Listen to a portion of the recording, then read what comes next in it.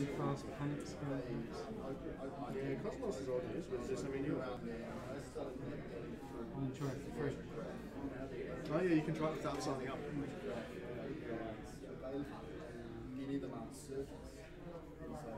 Gentlemen, be careful what you say. We are live. Live session. It is documented that it's not very relevant. It allows you to retrieve API management slash get Why is it out of focus? Hey! Get in focus, man! Well, you're good if we swap out. Yeah. I'll be right here and I'll plug my unplug and stuff. Sweet. Yeah.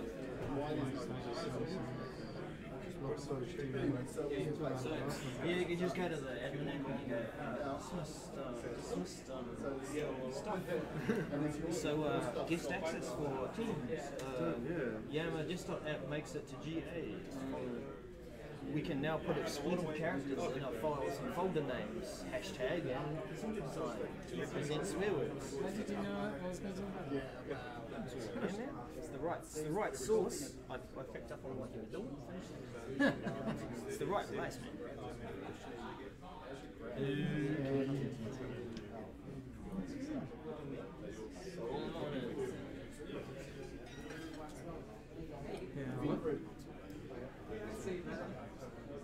Yeah, okay. Okay, I'll throw out again for event grid. DSC4.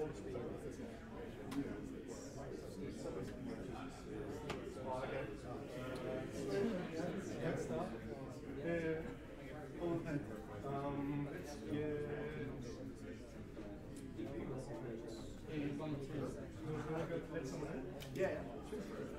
So you can get out easy enough. No, we've got it. Yeah, don't go out the front door. Press the button.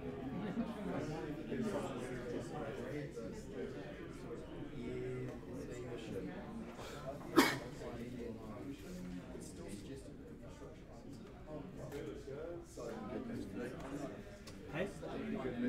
Good news. Well, yeah. Actually, it was yesterday's news, but it could be said as today's news. Everything's yesterday's news in the cloud. Did you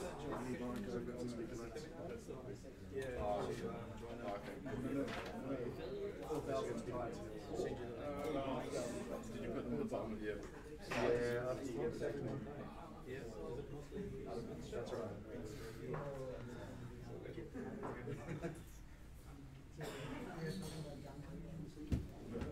Please set your phones to silent. Just kidding. We're not that sure. Interesting. Didn't even realise I'd done that. What? I accidentally taken the presentation when I was. That's what's So if you're looking really closely, this news is going to be confidential. Classified. Yeah. Alan used a different template. This content is copyrighted. No. Yeah, so smooth. Look at that. Awesome. Buttery smooth with our transitions. Right, is everyone here? Looks like it. Yeah. All the good people here. Excellent. All the important people. Do you want to start Say hi? and talk first? You can get, okay, that's all right. Hi, everyone. Hi, Mr. Westbrook. Hi. So welcome along to the September edition of the Microsoft Cloud User Group. Bunch of new faces I see today. Who's new? Hands up. Ooh. Awesome. Keep those up. I just want to show everyone on for those who are new around here, we try and push this out to YouTube Live. So if you feel like watching this again for another hour and a half, feel free. Yeah, or you can watch yourself later. It must be a very compelling agenda for today. What's that? It must be a compelling agenda to have so many. I reckon. Yeah. I think it's more just because we gave like 4 weeks' notice of the topics this time around. We were organised? We were organised. Oh, wow, yeah. Right. You got more than 2 days' notice. Incredible.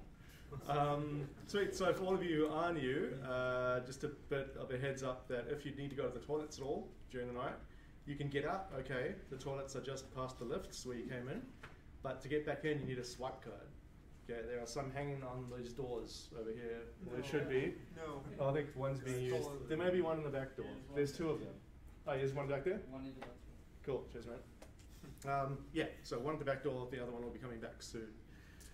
And I'll get you back in. So tonight we have 2 bits of content we're presenting. So I'm doing Azure Automation. So this is actually by request. So it's the first time ever, I think. Like end of last session in August, finished up, and I actually had 2 independent people come to me separately asking to cover Azure Automation. And I was like, oh yeah, all good. So we've actually always asked you guys, you know, if you have any topics that you're interested in us covering, or you're doing stuff at work about it, you know, and you want to know more, let us know with like a month's notice or so, and we can put something together for you. Is that fair enough?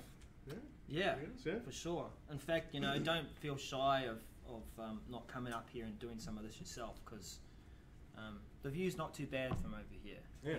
It's not too scary. But no, we are interested in like doing stories as well. So if you've got, you know, like a good case study or something. Yeah, or we saw, you know, we tried this new technology out. Like Alan's going to talk about a few things that came out in 365. What was it like for you to try that out as you rolled it out or tested it within your little group? And you know, this is a user group. It's not a mini Ignite, hopefully. Yeah. Yeah. Yeah, we don't just want to be standing up here just talking to you guys the whole time, right? So it's all about the interaction. So especially if you've learned something from what we may have taught you tonight or shown you, and you go try that and come back and go do a follow-up session, and say, hey, this is how I did that. That'll be great. Well, actually, as an idea, and I know we probably have to have smaller numbers, but what if we had a couple of sessions where we had some round tables and we actually got some questions going and talked about stuff and, you know, came back together and shared what we learned from each other? I know it sounds a bit like primary schoolish, but it's all good, you know, it's good. Would that be useful? Yeah. Yeah, okay, you're all on film. Yeah. Oh, bugger. Turn around, so yeah. Stick those hands up again, yeah. Cool, yeah, so as I'm covering off Azure Automation, and then Alan and Buddy are covering off AIP. And conditional access. And conditional access. Yeah. Nice. Awesome. Cool, alright, so kicking things off though, we usually start off with a bit of news. I must admit I haven't had the chance to look at much Azure news lately because I was preparing for my session tonight. So I'll crowdsource my section. But Alan, you want to kick off some 365 news and then we can swap out again. Yeah. Cool. Right. As somebody pointed out, I've classified this as confidential. That was by accident because that's actually part of my demo. Is that I can actually, I'll just show you now, is you just see at the top, I can actually label this document and put a sensitivity type, and the default for this pretend organization on my laptop is confidential. So, and then what I said is that anytime I tag something as confidential, it's going to add a footer in the document. So I stuck a footer in my PowerPoint. But really, actually, I should probably say this is general, and then it would say, well, why is it general? And I say, because it is. And then somebody from IT will come and scream at me. Or anyway, so that's kind of we're going to come back to that so I can show you the concept of how that works, but that's quite interesting. Right, some Office 365 news. This literally, I only watched this morning. There's going to be a new Office homepage, so if anyone goes to like office.com or portal.office.com, they're going to change that page. They're actually going to make all the icons a bit smaller.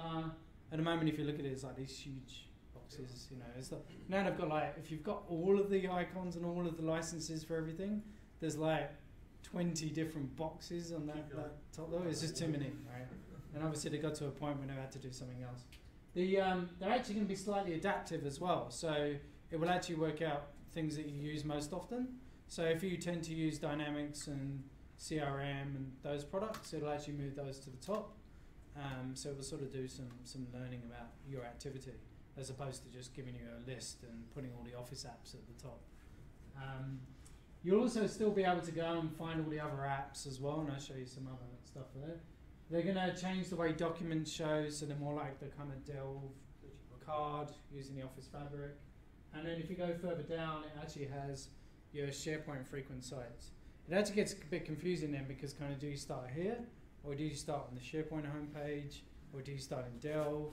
I guess it's kind of whatever your preference is, and any place would actually work. So they're going to also change the app launcher. So top left, when you click on that, same kind of concept, much smaller boxes. Again, those will be adaptive. But then it'll add the documents in there as well that you've frequently worked on, or ones you worked on recently. So it'll be able to surface those. They're also going to change the way that formula works, so that it will actually be documents that other people might have changed that you've been involved in recently. So not just because you edited it, but someone else did an update to it. Is that someone downstairs? No. And when you go to say I want to add other ones, so you used to get that, you can go to new or you can go to all and you kind of see a full list. And as an administrator, you could add your own apps in, so you can add a link to your intranet, your HR system, Chris21 or Workday or whatever that might be. But there was no way of kind of promoting those within that all list of other ones. But now they're going to have this little kind of admin selected ones at the top, right? So you'll be able to promote those, and then users can then pin those to their main ones that are on the other page, which works kind of as it does at the moment. What else? Teams can have guests. And I've kindly put in a little bit at the top that actually says this team has guests. It's kind of like a little warning before you start typing stuff. The team owner or the administrator is actually going to be able to say what the... he's put my phone number on the... No, I can take it. Oh, I don't think it's... I don't think it's anyone. Sure. Sorry, yeah. Could be me tweeting your name. So they'll be able to say what a guest can see. So from reading it, they'll be able to say that guests can't delete channels or maybe disable file access, so they can just participate in conversations. But that seems kind of odd. One thing that somebody asked me internally today was, "Oh, this would be great. I'll just start adding guests to our teams internally." I said, "Have you had any conversations in your team about the customer before you add them in? Because they can look through the history and see everything that you said about them." So although it seems like a good idea, it might not be unless you're really working closely together and you know what you're doing when you're actually working on this. Also, it's only, and then you can almost guess by this kind of the names here, they're actual domain names. So you can't actually share this with like an Outlook.com or Gmail or something like that. It's just another Azure AD domain. So you can share it with like another partner network, someone else on Office 365, but not just any external user that you want at the moment. Okay. That may change, but at the moment that's what it is. But probably wait for Ignite and they'll probably tell you something else, which is in like next week. Right? Yeah, close. Right, you can add swear words into your file names now.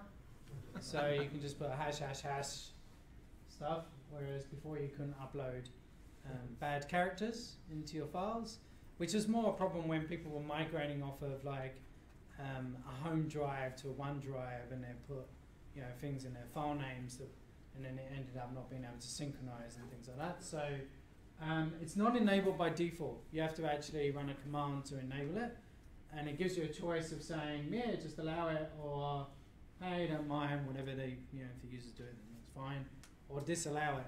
And the reason why you might disallow it is because you might have some other applications that interact with files, and they may not work when someone uploads something with a % or a hash tag. So although it sounds like a great idea to just turn it on, just make sure you don't have anything else that's interacting with that content that's going to suddenly break. Web Internet of Length, still same, because it's a web store. Yeah, same type stuff. Yeah. And the last one is they're going to change the, not quite last, they're going to change the default link permissions. So you can always set whether the type of link that gets created. So as soon as you go to a file and you go, I want to share this, and it goes, oh, what type of link do you want? I normally set it to internal people within the organization. It's kind of the default that most people go for. And then usually a link rather than an actual share with people's names, because it removes the changes in permissions on files. And rarely do we use anonymous. But the default that you couldn't change was this. It would always default to edit. So as soon as you went, oh, anonymous link, it will be an editable anonymous link, and the user would have to deliberately change it back to view, right? So now you'll be able to say not only the type of link, but set the default to view. I'd say probably mostly set the default to view, unless you were deliberately trying to share it with someone, and then you probably add them to the site or the team or the group anyway, because you were collaborating with them. Right, no, this is the last slide. Did anyone else see this? Someone else mentioned it earlier. I don't actually have this message in my tenant, interesting. It was there and it was gone, Ellen, for some reason. It was a flash. Yeah, so some users went into, I think it was Office 365, and if they'd pin like Skype to the top bar, it suddenly said, hey, we're going to replace Skype with Teams. And then suddenly this appeared in people's tenants as like a message to say, this is sort of coming, but it's like due September the 7th, 2018. It's like you've got a whole year to prepare. I don't suspect it's a rumour, but I think we'll have to wait for Ignite for more clarification. But I won't be surprised because now Teams is kind of taking off a lot. People are using that as a kind of day-to-day tool, almost like you'd use Outlook, because you can do the same functionality. There's someone at the door. I can text a reply. Because they're, where was I? Yeah, because it's becoming more ubiquitous in terms of its use, and you can still have a chat on a one-to-one basis, and it's still using Skype kind of at the back end, kind of makes sense to only have one place to do it rather than two clients. So I guess that's... that it's Skype consumer inside Teams, not Skype for business. It's sort of... It's another service altogether. It's not actually the consumer, because it actually puts the tracking stuff still back into Office 365. So you still got some of the controls, so the auditing and history and all the rest of it you need from a compliance perspective. Do we have any Skype people in the room? No, they've got their whole other like user group, haven't they? So, but there is quite a roadmap really to work out in terms of that transition from Skype to Teams. You've got PSTN calling and call routes and all sorts of other things like that. So you will see, we believe, a gradual process of it, and perhaps that is just starting with a rebrand. But what we saw appear in the top right-hand corner was really that conversation experience that you might have within Outlook Web Access or Office Online. And I think that would be a good move, because at the moment you have a chat in Skype and then the conversation disappears. But I still want to see that conversation sitting there beside that document. I want to be able to go back and say, what did we chat about? And Teams can do that. So it's going to be a gradual process, and maybe that's why we saw an indication of the date of 2018 for that particular thing. Yeah, precisely.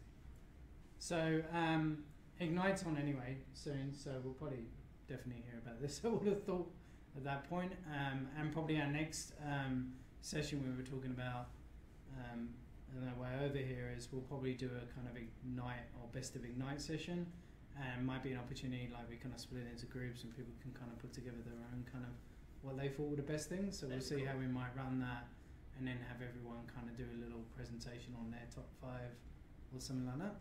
Yeah. Right, well, the next slot is Nick's.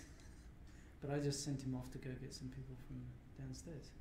So, he said he was going to crowd signatures. Signatures? Yeah, Adobe sign.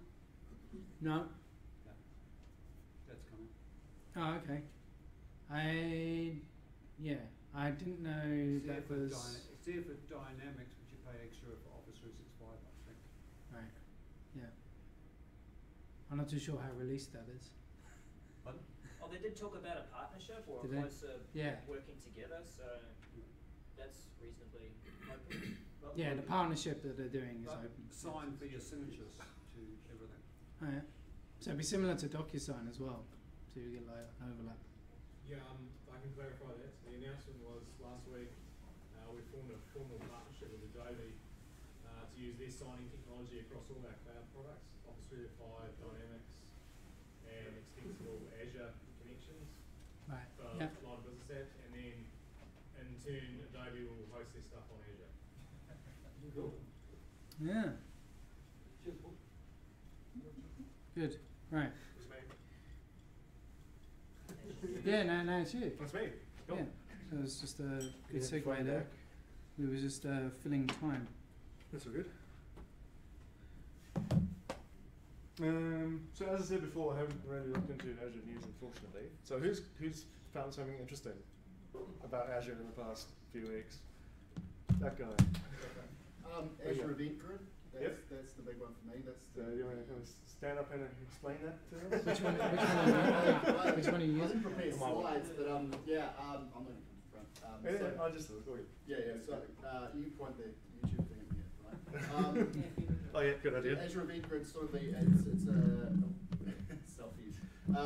It's sort of a message bus inside Azure that allows you to sort of hook up subscribers and event generators, and those could be like, when a VM gets created, you hook up a event generator so that it runs a logic app that then goes and notifies your cybersecurity team that there are some new VMs to manage.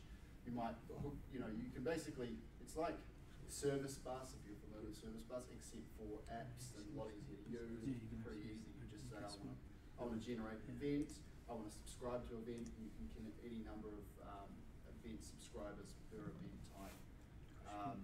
That's going to be really cool, especially for what our teams are doing, where we might want to say, if a VM shuts down, go and notify, send a text message over on Twilio, go and send an email to these guys, run this Azure Automation, do this, do that, and it's all pretty seamless and transparent. So that's the big one for me.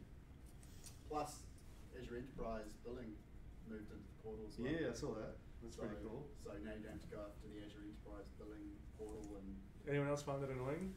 Like, I don't know if you've got enterprise agreements and your subscriptions obviously are managed by that. If you want to find out how much you've spent, you can't actually find that out in the portal. Yeah. You have to go to this totally separate system to do that. It's always like that. Yeah, so now finally it's been integrated into the main portal. So that's cool. I did a quick bit of looking up on the internet earlier, and one thing I found that was interesting was the B series VMs. Did you see that? Yeah, so these are burstable VMs. Obviously, haven't had a chance to play with it yet, but it sounds pretty cool. So the theory is, if you have a VM in Azure and you sort of allocate it at a specific size, most of the time the CPU is not actually going to be running at 100%, but you're still paying for that capability all the time. So what this is it allows you to purchase a tier of VM, and if your CPU is only using, say, 10% of capacity, they'll only charge you 10% of the price. So What type of VM is it? it's an Azure VM called B series. Oh, B series. For burstable. B for best. Yeah. You're going to run out of an acronym. Yeah, pretty much. There are 26 of them to get through, right? Yeah, so I thought that was pretty cool. Anyone else got any Azure stuff they've heard about? So I thought Daryl would have mentioned it, but Teams allows B2B as well now. Yeah. Oh, that's kind of linked to what Alan was talking about with inviting guests. So from a B2B perspective, if you're wanting to upload and get a whole lot of guests into a certain team, better than just typing one by one and that, you can go in as an admin into your admin portal and leverage that area of Azure AD management and create your guests and invite them into teams. That'll do it. Cool. All good. Right. The new Canberra data centers. What's that? The data centers in Canberra. Oh, true, yeah, for the Australian government data center stuff there. Australian government owned. Really? Yeah. No New Zealand government? I believe. Start. Right. Australian government. I thought the New Zealand government would be pretty interested in getting into there. Yeah. Nowhere else to go. Yeah. Are you guys looking into that? Like Yeah. requirements around it? Yeah. Yeah. No, fair enough. Cool. All right. So onto this guy there, Azure Automation. Who's played with this? Has anyone in the room actually played with it? 3 of you. Slept 4. Cool. Like properly using it in production? No, just tinkering on the side. No. Tinkering. Yep. Cool. What did you think? It's good. Cool. Good. Yeah. Sweet. Has anyone else actually heard of this? Few people. Cool. All right. So yeah, I was quite happy that I got asked to talk about this because I actually did a TechEd presentation on this a few years ago. So I was like, I know this topic. Get into it. So, Azure Automation is obviously a service in Azure that is kind of split into two parts. Right? So you got the process automation part and desired state config, which is Dan's favorite. Oh, isn't it? That's handy because I don't actually know much about desired state config. Like, I kind of know the theory of it, but I haven't played with it that much. So most of my talk tonight is going to be on the process automation part of it, because I get that and I actually do use it in production and have for a few years now. And it's pretty cool. So process automation is essentially automating those manual, long-running, repeatable tasks that are prone to human error. So if you find yourself doing the same thing day after day or week after week, and it can take you an hour to do the same thing, it's probably a good idea to automate that. All right. A great way to do that is through a script. So PowerShell, I'm assuming everyone's used PowerShell before in the room. Yeah. Very cool, right? And PowerShell can obviously connect into a bunch of different stuff. So you have the core PowerShell commands, and then you have modules that get imported into PowerShell to allow you to manage a whole range of different products. Okay, Office 365, there's a whole bunch of Azure PowerShell stuff. There's like Active Directory, all the Windows Server stuff, and a bunch of third-party stuff as well. Okay?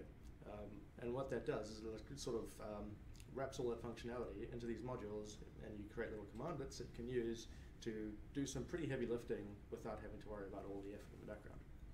Have you used PowerShell in Azure? In Azure, the sign? How do you mean? Oh, so like the Cloud Shell? It's just been, for those that don't know, it's in preview, and I got the preview and I had a play the other day. Yeah. Whoa. Yeah, it's cool. Well, a few months ago. Azure in, PowerShell in Azure Direct.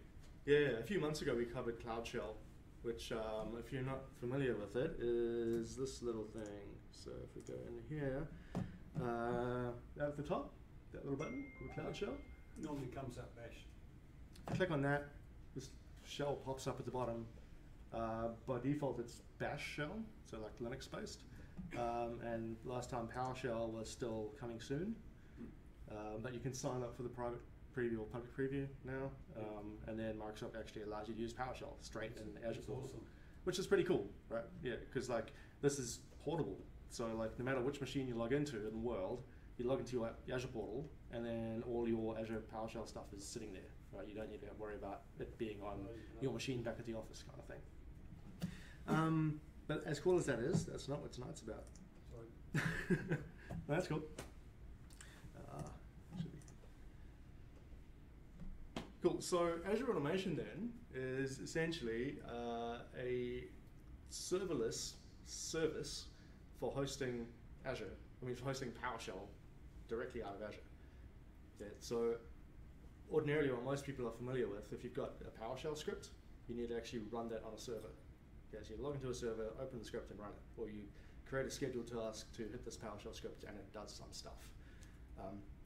So that's great, but you still need to decide which server this script's going to run on. And if that server's down for whatever reason, the scripts just don't run, or you have to migrate them to some other server. And also, if you're doing things, say, against Office 365, if you've got like a user provisioning process that a new person signs up to your company and you want to create them a 365 account and set some stuff up for them, those servers on-prem would be reaching out to Office 365 and having to do stuff over the internet. So again, it works, but it's not the kind of nicest experience, you could say.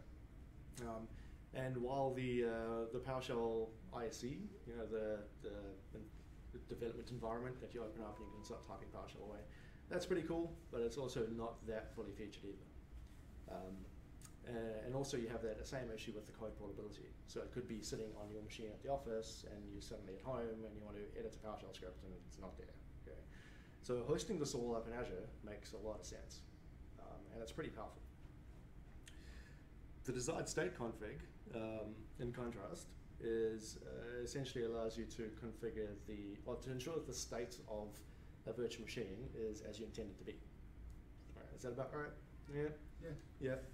So it prevents that configuration drift issue. So say you've got 10 servers that all should be the same. If you start out that way and come back in a couple of years' time, they'll probably be quite diverged. So desired state config allows you to ensure that all those 10 servers are set up exactly the same way.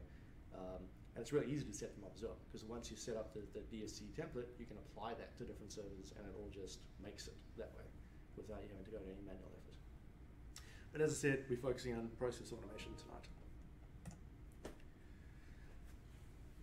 And this allows you to do process automation into pretty much any environment. Okay, so if you've got a PowerShell module that runs on-prem, you can run that in Azure. Okay. The vast majority of the time, it just works. So Office 365, for example, you've got the MS Online module, you got import module MS Online, blah, blah, and you can connect Office 365 service. You can run the exact same PowerShell module directly out of Azure to do exactly the same sort of work. You can obviously access your whole Azure environment, and do anything that you would do through ordinary Azure PowerShell. If you've got virtual machines hosted even in AWS or on-prem or anywhere, you can still execute PowerShell against those virtual machines and from those virtual machines out into that environment.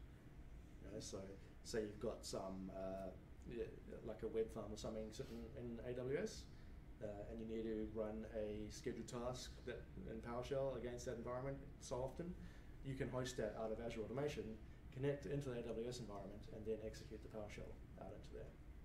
So pretty cool. And Azure Automation can either live up by itself as its own service, or it is wrapped into a bundle known as OMS. Anyone heard of OMS before? Yeah, yeah, that's right. So if you work with IT operations and you work with Azure, you would have heard of OMS. So OMS stands for the Operations Management Suite. As it says, this is a complete suite of products. It's not just one thing, but it's a whole bunch of different stuff that makes your job easier, essentially. It's split into 4 different sections. So you have Insight and Analytics, which does some deep dive log analytics against virtual machines and networks and anything that generates a log. You can import into log analytics and then slice and dice it and see any patterns that are evolving and that sort of thing. You have protection and recovery, which is things like Azure Backup and site recovery and all that sort of disaster recovery, BCP sort of functionality. You have automation and control, which Azure Automation is part of. The other part of that is stuff like Windows updates. So if you're running, say, SCCM on-prem or WSUS to handle your Windows updates, you can use the automation and control service in OMS to kind of do the same sort of thing. And then last is security and compliance, and this involves like the Azure Security Center, and like firewall logging and all that sort of thing, to ensure that you're protected. So it's a whole bunch of stuff out there. And just as a bit of a overview, if you haven't seen it before, so that's the OMS dashboard for log analytics. So it's pretty cool. This is all customizable. You can drag tiles around and add new tiles and make them bigger and smaller, and sort of set up a dashboard to look after your entire environment. And each of those tiles is kind of called a solution. So you can click on that and then it draws into a solution in the background. And just to show you, that's just a small selection of the solutions that are available. So if you can't really read up there, you've got things like Azure Networking Analytics, you've got Azure Application Gateway Analytics, you've got the container monitoring solution at the end, anti-malware assessment. So you basically choose whatever solution you want, it adds it to your OMS dashboard, and then it does that for your environment that you put into it. If you want to have a play with this, but you obviously you want to trial it out without doing it for real, and you don't necessarily want to build a lab with 50 servers to actually get some decent sort of metrics out of it, there's this awesome website called the OMS Experience. So the address is experience.mms.microsoft.com. If you go there, you have access to Microsoft's demo environment. And this is huge. I think there's about 80 different servers and a whole bunch of databases, and all the VMs are in different states. Like some are running awesomely, some are running poorly, some are missing updates, some are complete. So it gives you a really good overview of the sort of stuff that log analytics and the rest of OMS in particular can do for you. Cool. So as I said, Azure Automation is part of that. So let's get into it. So core to Azure Automation is the concept of a runbook. So a runbook is pretty much a PowerShell script. Think about it that way. There's different flavors of runbook that you can have as well. Okay, so the first type is just a regular bog standard PowerShell. If it runs on-prem, you can upload it into Azure Automation and it'll just run there. The second type is called Azure Workflow. And what this is if you have a need to say, execute some code and then say, send an email to someone and then just wait there, until the person responds to your email. So the PowerShell script can actually pause, right, in state while stuff's happening offline, and then you can start it up again. So once the person responded to the email, the PowerShell workflow can continue. And it's got a bunch of functionality like that sort of thing, as well as checkpointing as well. So you can kind of run the script, make a checkpoint, continue running, and then kind of go back to the checkpoint again. So if you need that sort of functionality, that's supported as well. And then also recently, they've actually added support for Python. So it's in preview at the moment, but you can execute Python script straight out of Azure Automation as well, with all the same functionality that the rest of Azure Automation gives, which we get to soon. Pipeline? Sorry? Pipeline? Pipeline? I haven't tried it. No. I'm guessing. What did you just say? Python. Oh, Python, sorry. Yeah. I was tweaking my hearing. No, it's okay. Python script. So if you're from the Linux world and you like Python, Like original Bash Python scripts will run natively one-on-one in the end. should do. Yeah, I haven't tried it myself. It's in preview, but I just saw it supports it. It would surprise me because the context is so different from a Microsoft server to Oh yeah, totally. Linux. So Yeah, I mean, this is just kind of just the execution environment, right? Yeah. So whatever you're addressing with the script, that's obviously very it's starting to get interesting. into that. That opens a lot of possibilities for the older Yeah, guys, from exactly. the server farms and stuff. Yeah, yeah, Interesting. that's cool. Sweet. So getting runbooks into Azure Automation then, there's a few ways we can do it. The first way is to upload an existing script. So it's just a bit of a screenshot I have there of a script in the PowerShell ISE that everyone's used to. So you just go into the portal, upload it, run it, you're all good. The second way is to edit it in the Azure portal. So you can start from scratch or edit an existing one that's up there. And you have this pretty cool sort of environment or IDE in Azure that you can edit the script directly in there. And you'll see on the side here as well, you've got these assets and other runbooks and commandlets that you can refer to. So if you want to find a commandlet that does something but you're not 100% sure what it is, you can just drop down that commandlets piece and you can see all the commandlets within that module that's available to you. Likewise, if you've got one runbook and you want to call another runbook from it, you can literally click on all under there, drop that down, see all your other runbooks that you have, and then just drag it into your script and execute it. So that helps you have a lot of code reuse and make things a bit more modular. Instead of having lots of really long running scripts, you can cut it all, chunk it down, and then use one script to call other ones, and yeah, it makes it really, really neat. Is that script library still existing? There was a script library where you could download, I think it was on Microsoft Academy, you could download a lot of power scripts for Office 365. Absolutely, yeah, that's all there. So that's always interesting. You can also do, actually, if you haven't noticed, it's a little bit small, there's a check-in button at the top as well. So that integrates with Git. Yeah. So you can have full source control over your scripts in Azure Automation. That's good. That's really good. So that's really cool.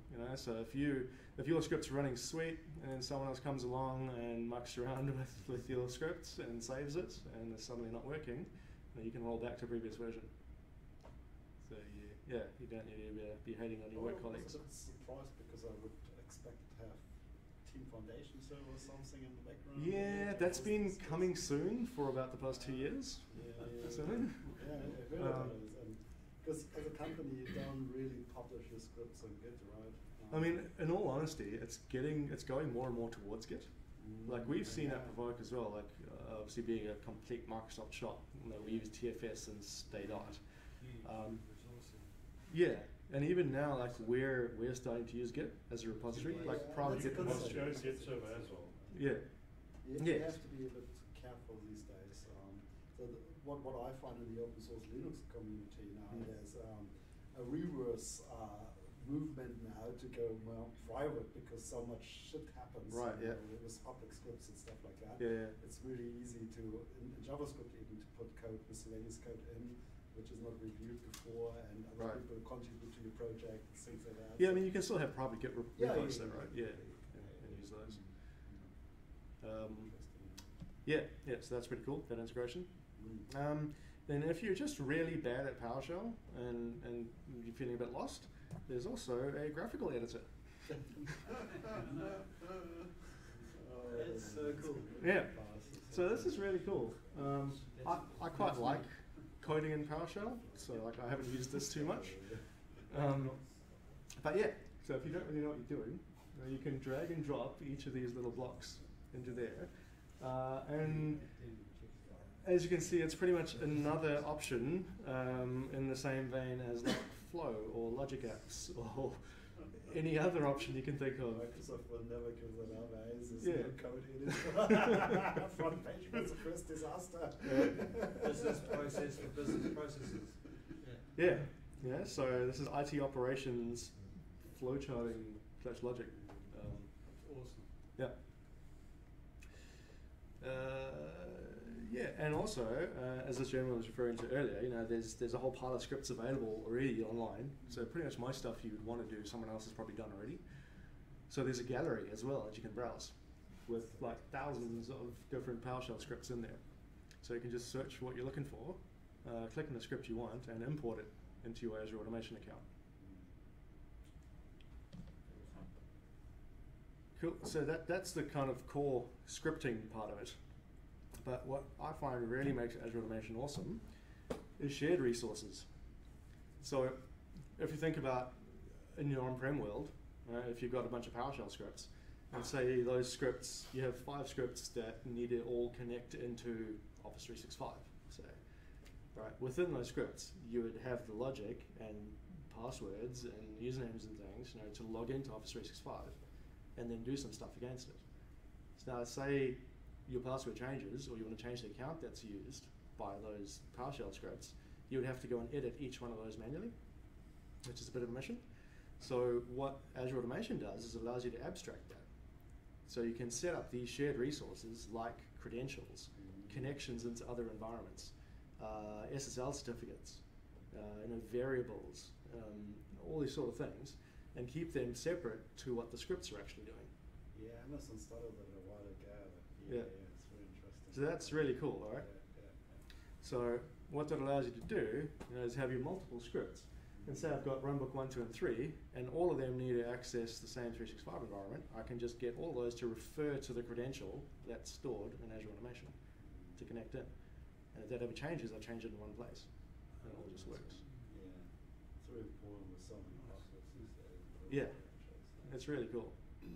And all those credentials are stored encrypted as well, within Azure Automation. So it's all pretty safe. Yeah, and then connections as well, like connections into, if you ever deal with multiple Azure environments, that's kind of the bane of my life, where you got your own subscriptions, you got customer subscriptions, you've got your internal ones, and I think I'm joined to about 20 different directories if you log in, drop down, yeah. So, yeah, if you're having to access each of those environments from script as well, it can be quite a mission to manage. So it allows you to store each of those connections and then just refer to them in the script and get into it. So how do we start a runbook? First option is manually. So you can log into the portal, find your runbook, click on start, and it just runs, right, straight in Azure. Or if you prefer, you can actually set up a VM anywhere you want, put an agent on it for Azure Automation, and then tie it into that automation service in Azure. So when you go and click start to run that workflow, that PowerShell script, you get the option to run it straight out of Azure or run it on your VM. So obviously if you're dealing with management of on-prem resources, it probably wouldn't make sense to run it in Azure. You'd just want to run it on-prem anyway. So you can do that but still have all the advantages of the stored code repository and all the other cool smarts that you get in Azure. The second option is on schedule. Yeah, so you can schedule a script to run whenever you want. You can also use webhooks. So if you're not sure what this is, essentially it's a URL that's assigned specifically to your runbook, and then when anyone hits that URL, your runbook executes. So that's pretty cool, right? So we use this a bit internally as well, and obviously having that functionality allows you a lot of extensibility. So if you're doing automated deployments or releases or anything like that, and you have a bit of logic that needs to run on the side, you can just hit this endpoint as part of that process and just get all it going. Opens a whole world of scripting now. Yeah, exactly. The client didn't pay. Run script. And you can make multiple webhooks for the same runbook as well. You know, so if you need to give access to someone to say, like for example, our developers at work may need to execute some code, which I've stuck in a runbook, but they don't know exactly when they want to do it. I can stick a webhook against that and say this webhook's valid for the next 24 hours. You know, and then as long as they execute it. Firing up more resources on me. So if a web service runs in a certain load and can't deliver anymore, you can fire up more VMs in the background. Exactly, yeah. But also if you're running it out of Azure, it actually scales automatically as well. You know, so if you've got 1,000 workbooks or runbooks running, Azure just handles that. You don't need to worry about the capacity of the VMs actually running the code. Sorry, you were saying about those webhooks that you can assign multiple ones to your script. Mm-hmm. Does that mean you can assign ACLs against it with different permissions as such? No, essentially anyone who runs which webhook? I mean, what's the point of assigning multiple webhooks otherwise? So if you have a script with input parameters, you may want to run the script with varying different parameters. So for example, I can say, I know you want to execute this code, but you're only allowed to do it against your own environment. Right? So in my PowerShell scripts, I can say the environment to connect to is this input. So I can set up a webhook to say, when this webhook's triggered, execute the code with this set of input parameters. And then I can give that one to you specifically. Thank you. Yeah, all good. But time limitations as well. Yeah, you can set them. Different time limitations on different webhooks. Yeah, absolutely. You might have one that's set on 0 time, and then there was other developers, for instance. Yeah. So for example, like the demo I'm going to show you soon is a live thing that I've just built at work for a project. So that webhook I'm keeping behind the scenes because it's recorded and I don't want everyone hitting it whenever. But before I got here today, I created a separate webhook that was only valid until 7 p.m. You know, so if anyone records this and tries it tomorrow, it's not going to work. So that's kind of another reason. Yeah. Max out their account. You can also execute them with the group as well. Oh, right. Yep. It's your new favorite toy. That's my favorite. And you can also execute them as an alert response. So this is pretty cool, right? So if you played with monitoring and alerting in Azure, so say you have a virtual machine and you're monitoring it so that if CPU percentage reaches over 80%, you want to do something, you can execute a runbook based on that happening. So if say you're monitoring disk space, you know, and the disk space of the VM is just about to run out, and you know that this machine fills up with log files all the time, you can attach a runbook to connect to that VM, clear out the log files, you know, on that instance. So that's pretty sweet. Okay, so let's have a quick look. I've got like 10 minutes left.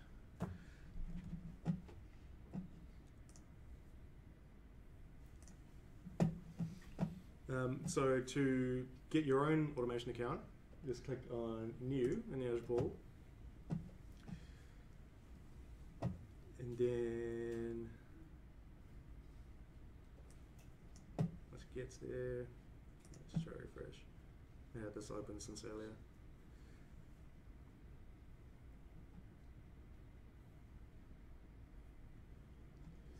Right, as I was saying, click New.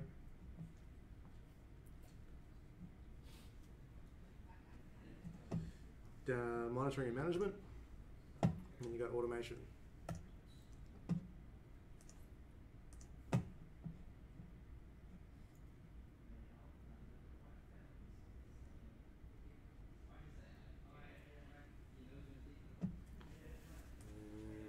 Unfortunately, it's not the speediest. So you can imagine how that's set up, but I'll show you one that's already in existence.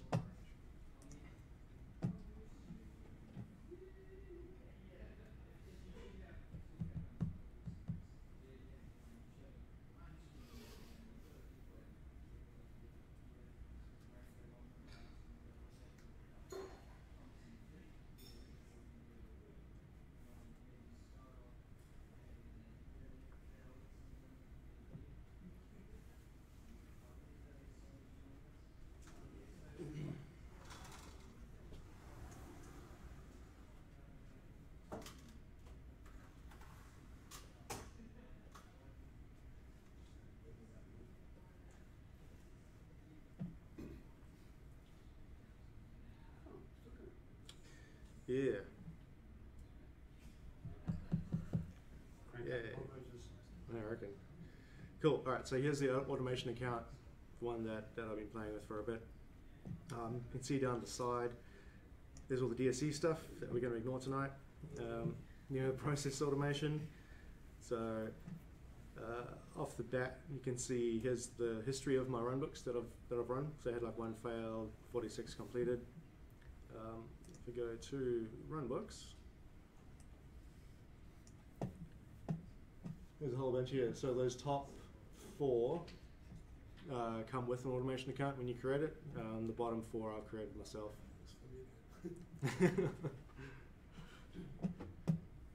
Going down a bit more, runbook gallery. So this is where you can search for any runbooks that you're interested in and then tweak them for yourself. So you can see there's like stop Azure VMs, schedule startup, start down, send mail Office 365, or vertically scale a SQL database, a whole bunch of things, right? So you can imagine this vertically scaled SQL database, if you hook that onto an alert for a SQL DB reaching 100% DTU, that would be pretty cool, right? Because natively you can't auto-scale SQL DBs, but using this you can kind of get around that. Yeah. And then under that we have the list of shared resources. So hybrid worker groups are machines I have on-prem, right, that I want to use to execute PowerShell. So for example, at Provoke we have one machine called Jetta, which is a SQL server. And if I want to execute code against that, I can do that straight from Azure now by hooking into this hybrid worker group. The module section is where you upload any PowerShell modules that you want to use. So you can get them from a gallery as well. By default, all the Azure RM modules come included. Credentials. So this is a list of credentials that I have, that I can refer to in code. So for example, here's a Azure SQL admin credential I've got, Office 365 mail relay, if I want to send an email, on-prem SQL account, etc. And then so to use that, you just refer to that name? Yep, literally. And then connections as well. So here I have 2 Azure connections, one for Classic and one for ARM, into my own subscription here. So looking at some runbooks then, I'll show you.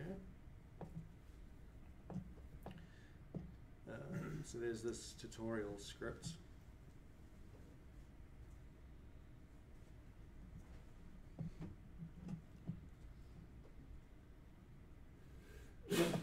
So I can just go edit at the top.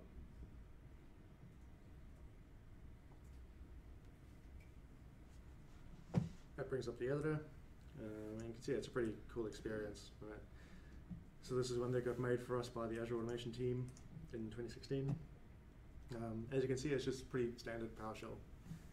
Alright, so it's going connection name. So this is the name of that connection that was in the connections thing that we just saw. And then it's going to say service principal connection is get Azure Automation connection, that name. And then it goes log into Azure, then add Azure RM accounts, blah, blah, blah. Checks if it's connected, just with a catch, try catch. And then basically lists all the resources within that subscription. And if we want to do anything else with it, as I showed you earlier, you can click on the side here, So you can go like assets, if you want to connect to something else, so using your credential, I can say here's Azure SQL admin that I want to connect into, I can just go right click and then add to canvas, and then it adds that as code for you. And there it is. So I can test this out even. You can click on test pane. So there's no input parameters. And then I can choose where I want to run it.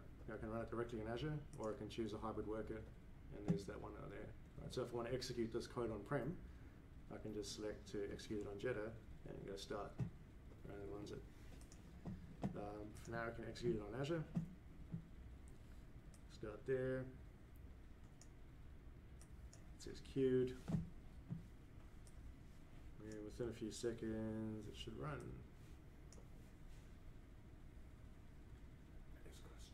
Yeah.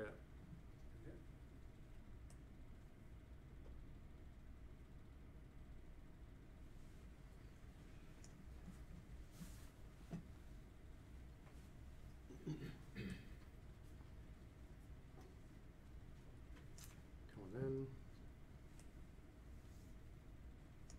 Cool, running.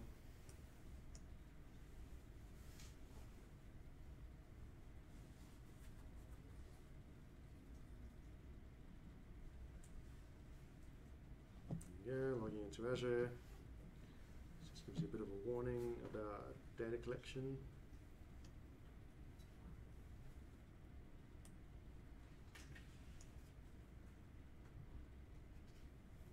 And there it is. So it's basically showing all the resources that was in that subscription.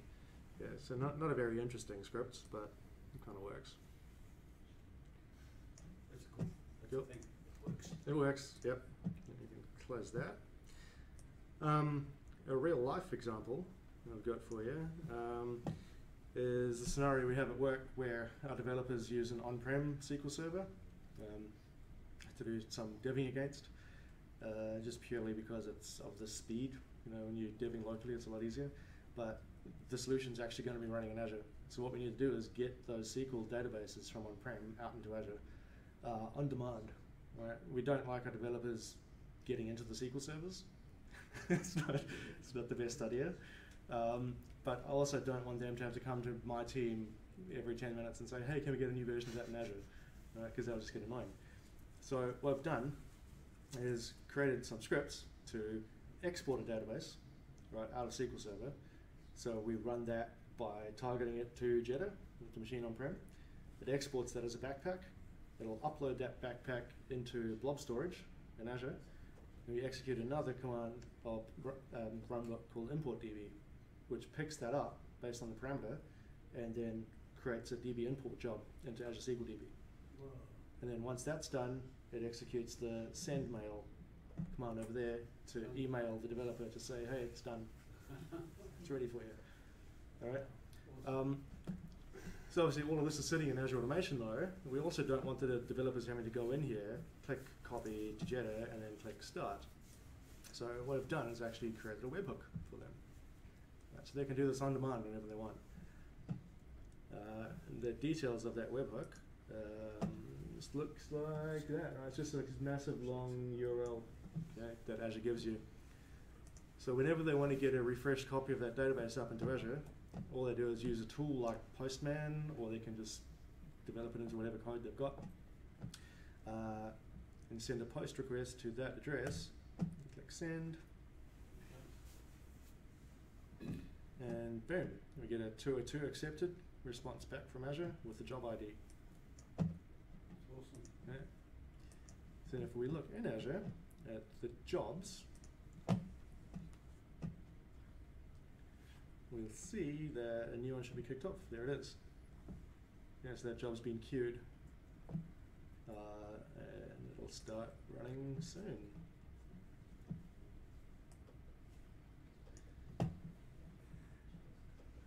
So you're going to click on output over here to see exactly what it's doing.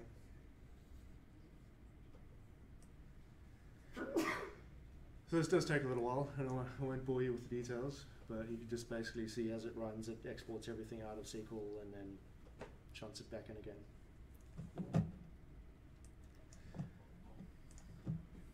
So, that's pretty much my time up. But just as a wrap up, benefits of Azure Automation. It's serverless. Right? You don't need to worry about the VMs that are hosting your PowerShell. It auto scales for performance. Right? So if you're hammering this thing and you have like multiple runbooks running at once, you have thousands of them available or whatever, you never need to worry about running out of capacity, because if you're running it on Azure, it literally just scales kind of infinitely. If you're selecting to run it on-prem, like if I choose to target it together, obviously that machine needs to be capable of running as much load as you put on it. From Azure Automation, you can connect to anywhere: Office 365, Azure, AWS, on-prem, anything that accepts PowerShell sort of usage, or if you've got a VM, if that VM's sitting anywhere, you can use that to run PowerShell against anything else in that environment. You've also got graphical authoring, so if you're really not good at PowerShell, you can still kind of get some use out of this by dragging and dropping. Or you can use the gallery. Right? There's other people who have built all that stuff before, so just plagiarize some of their work and tweak it for your own needs.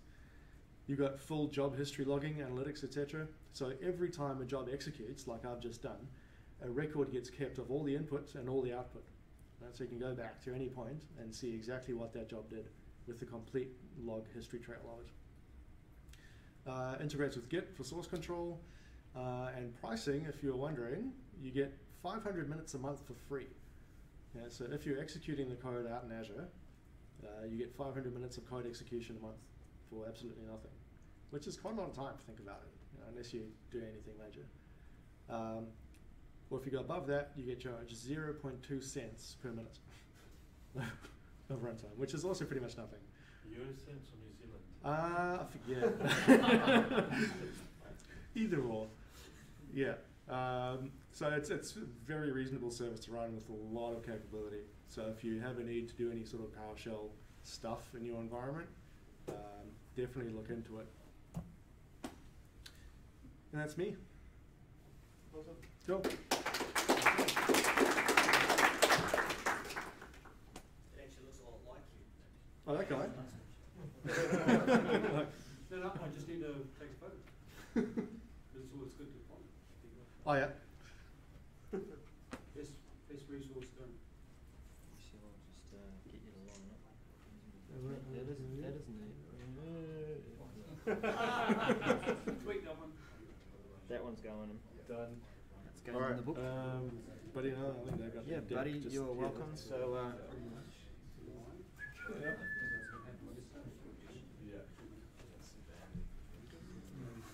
just quick changing to the next device. Have we lost Buddy? What do you know? Oh, there you go. There you go.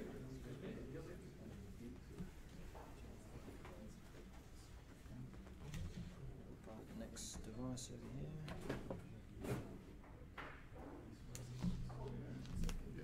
You just do HDMI. This one, right? Yep. Feel free to come over and just, Yeah, cool. were you using a mouse as well? No, I'll be all good. Cool.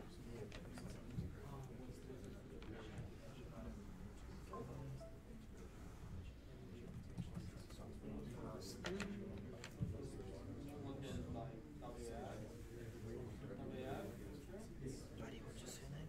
Davies. Yeah. Right, so the second half of our night around there we go, protected data in a modern BYOD environment. We're going to be looking at a little bit at EMS and some other useful features within Office 365 to protect your devices and protect your data. Thanks, Buddy. Hey guys. It's the first time doing this, so bear with me, but I've been working alongside Alan recently on I guess some consulting around how to control devices that aren't managed by somebody's MDM solution like AirWatch or Intune, and also wanting to leverage services in Office 365. So kind of with that, there's been two things that we were looking into to help us achieve this, and that was conditional access and I guess a piece of Intune's suite just in the mobile application management. and then I guess a couple of other features that sit behind the scenes and help us tie these two together is Azure AD Premium, and if you want to bundle it all up, you know, they're all parts of EMS as well. So yeah, it's kind of just a little. Last few weeks I've been working with this and having a bit of a play and doing some POCs for a couple of customers. So Alan thought it'd be a good topic to go over with you guys. So I guess the first piece that I started looking at was the conditional access side of things. And this was to kind of control, I guess, the who, what, and how of over the services for Office 365. So kind of who do we want to access the services? What services do we want to control in terms of the data? So Mail, SharePoint, OneDrive, Teams, and Groups, and then how we're going to go about how the users, end users, are going to go about connecting into it. So whether that's an internal network, an external network, compliant devices, non-compliant devices, and then kind of after that, once we've kind of established those pieces, we look at what we're actually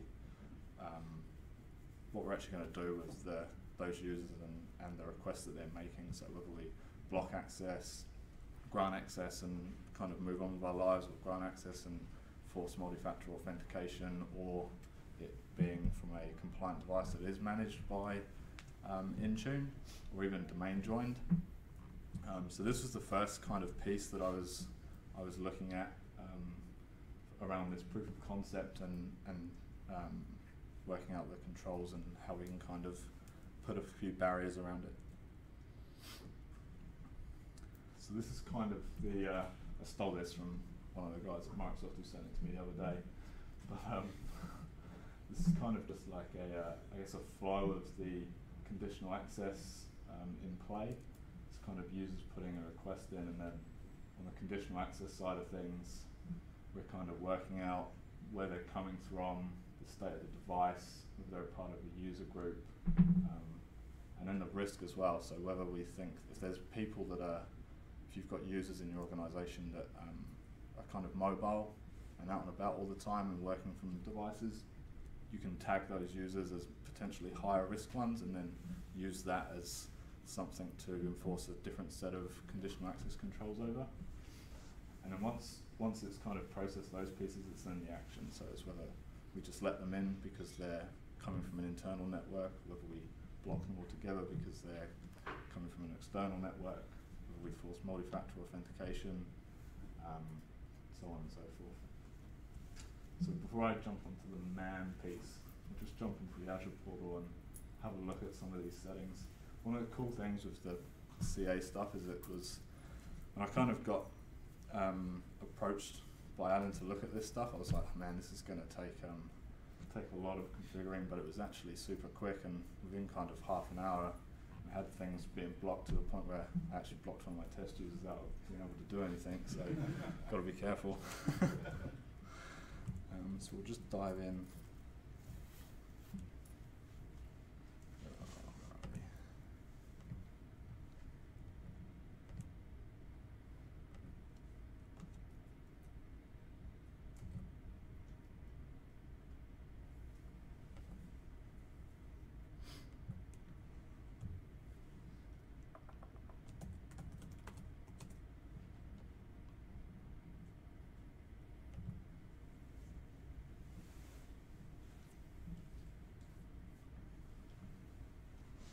One of the cool things with this as well is to kind of get me going. I got pointed to the demo.microsoft.com website, where I was able to kind of just stand up a quick Office 365 customer, which I think lasts for around about 90 days. But you actually need EMS to go on top of that to kind of do some of the bits and pieces with this. So you can actually just take that customer and then tag on like a 30-day EMS trial on top, and it'll kind of get you through it for 30 days. I'm actually getting pretty close. I think mine runs out on Friday. Just close that one. So it's quite a good way to get in and kind of get some exposure to it.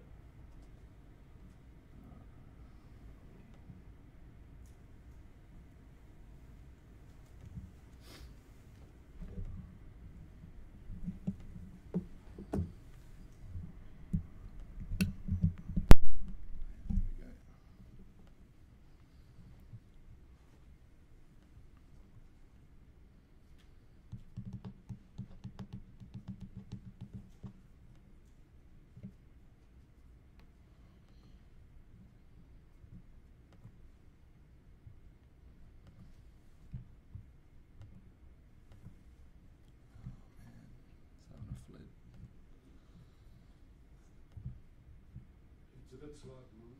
Yeah. I'm using it myself. Yeah, stop using it. It's in the. Well, just test it.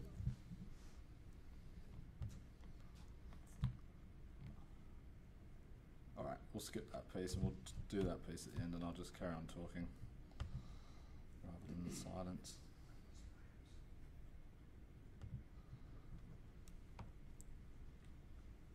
Alrighty, cool. And then, so after I kind of sussed out the conditional access side of things and got back some access into my test accounts, I then started looking at what I can and can't do with mobile devices that aren't enrolled in Intune or AirWatch or kind of whatever. So I kind of stood up a Windows 10 machine to kind of simulate, you know, someone's personal PC at home, and then just grabbed an iPad and somebody's Android phone.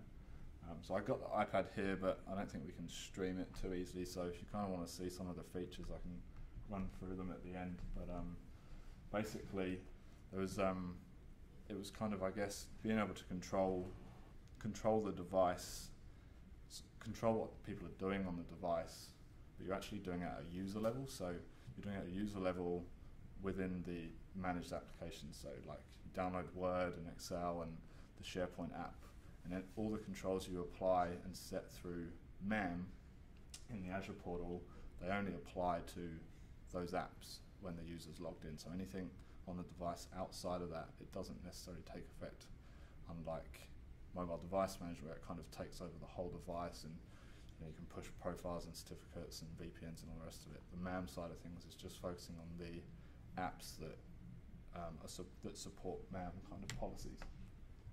So that was quite cool because it's kind of pretty isolated, but I was a little bit concerned that maybe you wouldn't be able to do a whole lot. Like I kind of knew you could do some, you know, preventing cut and paste, but it actually does a lot more than kind of what I initially thought. So you can do encryption of the data when the device is locked. So any data that you've got open in the apps or is synced down to the apps, for like the OneDrive app or the SharePoint app, will be encrypted.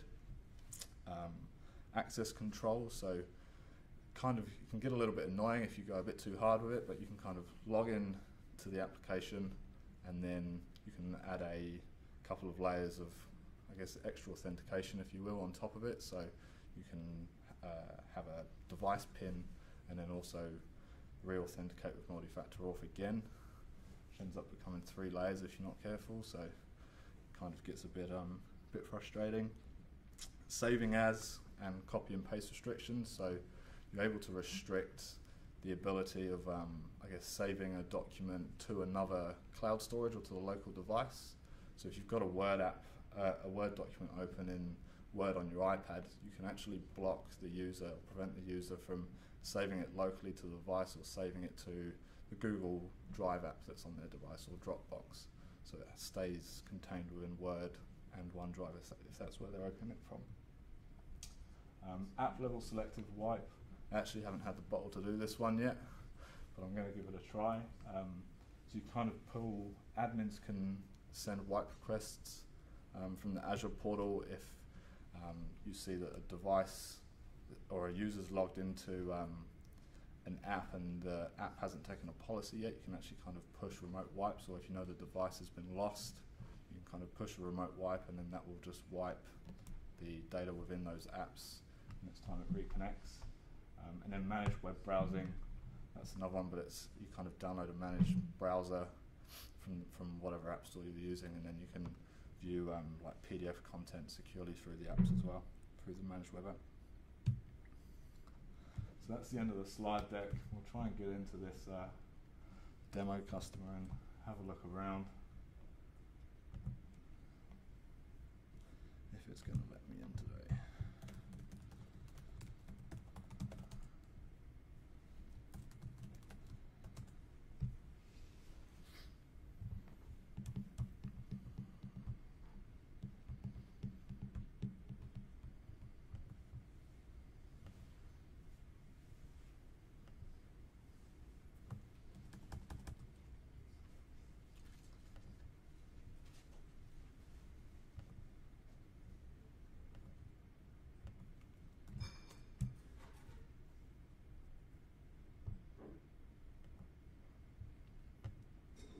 So one of the things I've been working with on a proof of concept with a customer, they actually use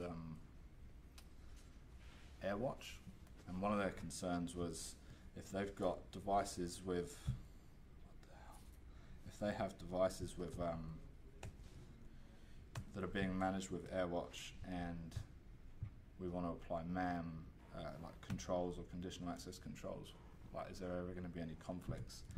So we've done like a whole, Alan put a whole kind of governance sheet and some scenarios together, and then last week I went in and done pretty much a solid day's worth of testing with this customer, and I think of the 20, I think it's 25, 26 scenarios we had, only 3 or 4 failed, and they were kind of partly, some of them were partly due to settings that they'd had at their end, or the fact that I couldn't get to ADFS from their guest wireless.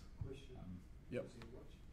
AirWatch is another like a MDM solution. I think it's done through VMware. Yeah, purchased by VMware. So yeah, it's, I haven't kind of really used it yet, but it seems to be pretty popular.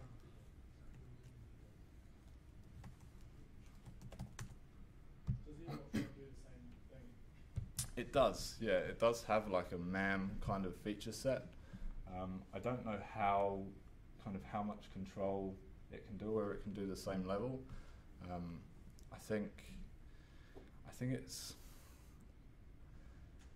yeah, I'm not too sure how good it is. The problem it doesn't do is control devices that don't have AirWatch. Yeah. So it means you can choose any other device and connect to Office 365. And if you have AirWatch, then you have controls.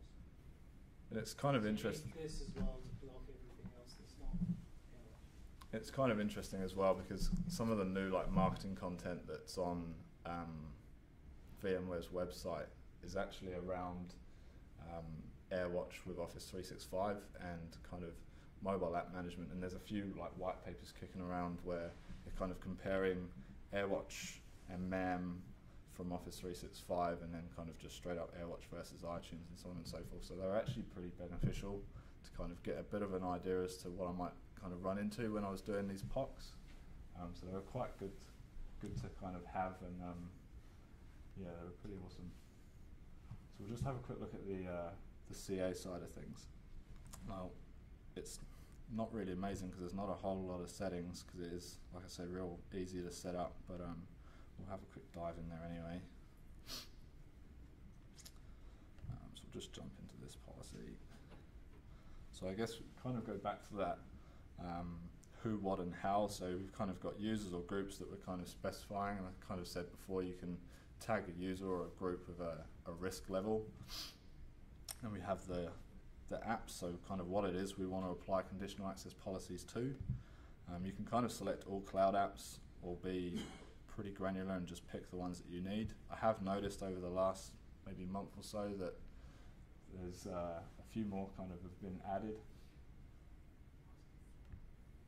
So you kind of got your typical Outlook groups, 365, for Yammer, SharePoint, Exchange, so on and so forth, Power BI, Skype for Business, the new one I think. And then the conditions.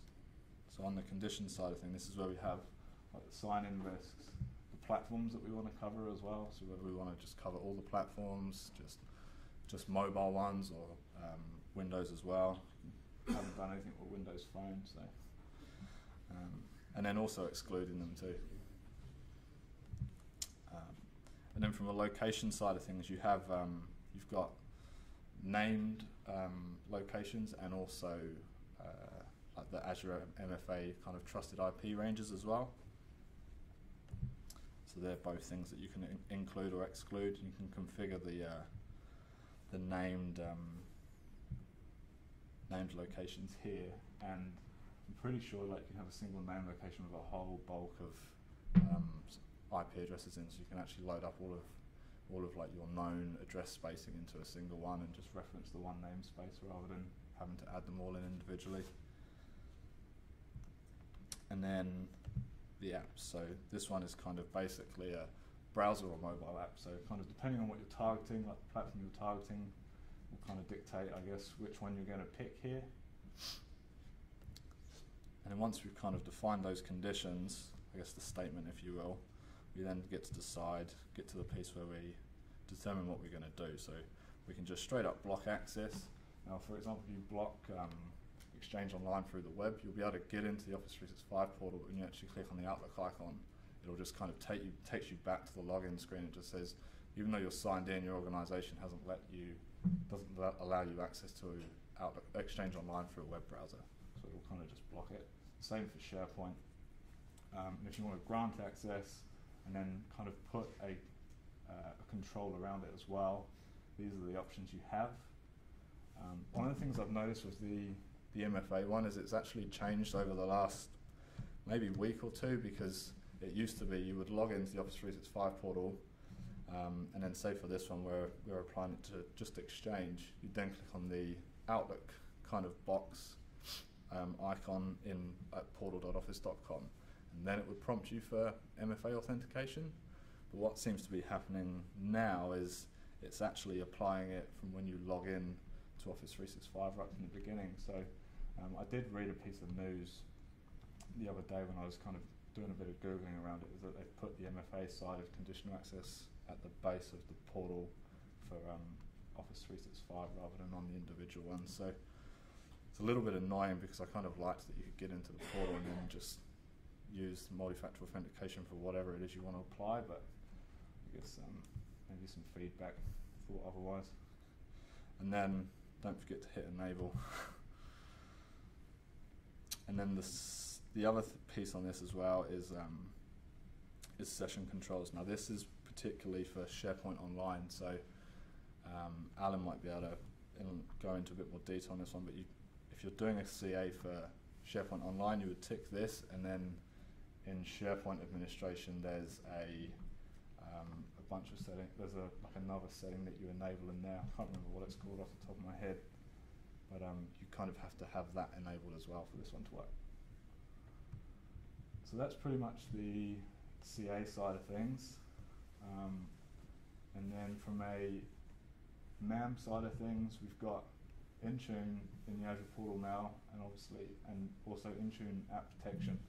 And this is kind of where we kind of configure all the policies, and there is a level of the reporting and kind of analytics around it. Although I've actually found some of the more useful ones to be still under Azure AD when you're kind of browsing the users and diving a little bit deeper into the devices. But we'll just go through one of the policies that we've got made here for iOS.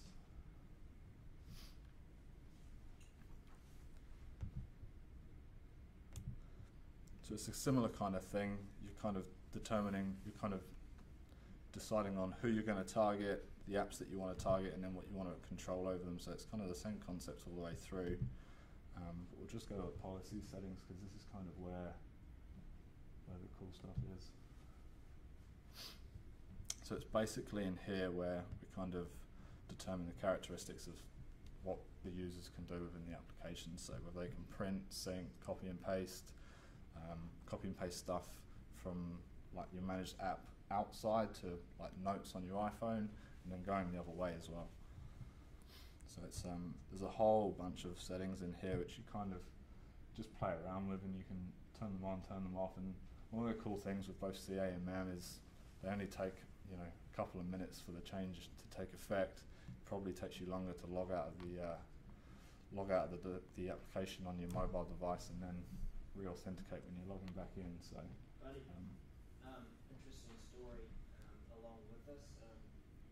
Organisation I used to work with decided to play with this during the weekend and enforced a more secure password, one that required you to use alphanumeric.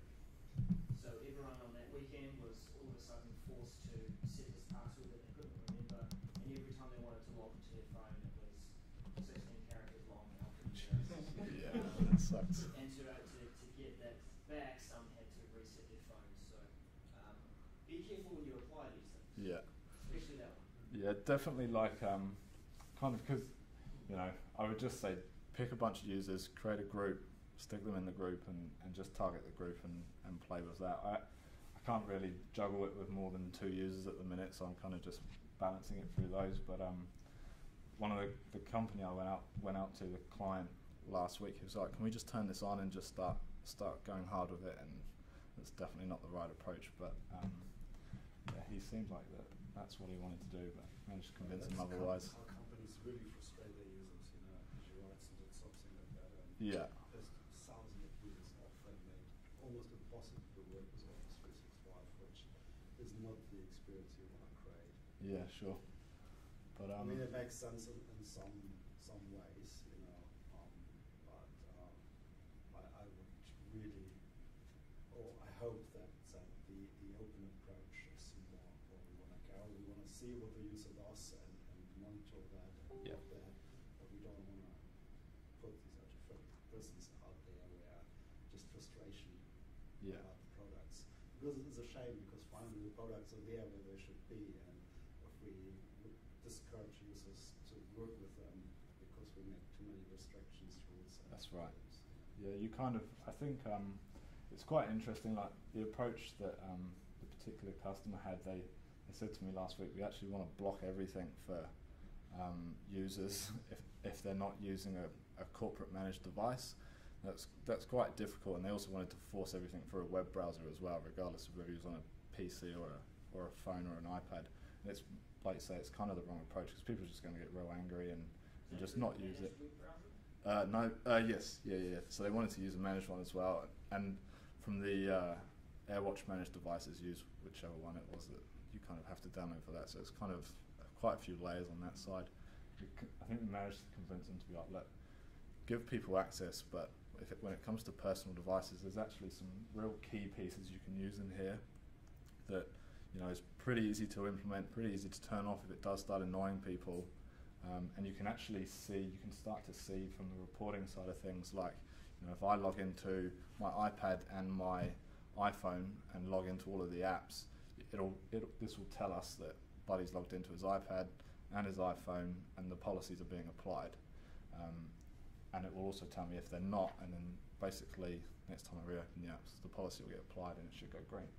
So some sort of logging, so could I just see what I used to work with my apps in their devices? Or? Yeah, so there's, under Azure AD, this is probably one of the, it's one of the ones that's in preview, but it's, I quite like this view, so you can see in here the user and the device name, and whether the policies have been applied, and then from the MAM portal you can dive in a little bit more, so you can see the ones which are managed by policies. I don't think they're quite there with the reporting side of this yet, because you kind of go in and then you've actually got to find your users manually.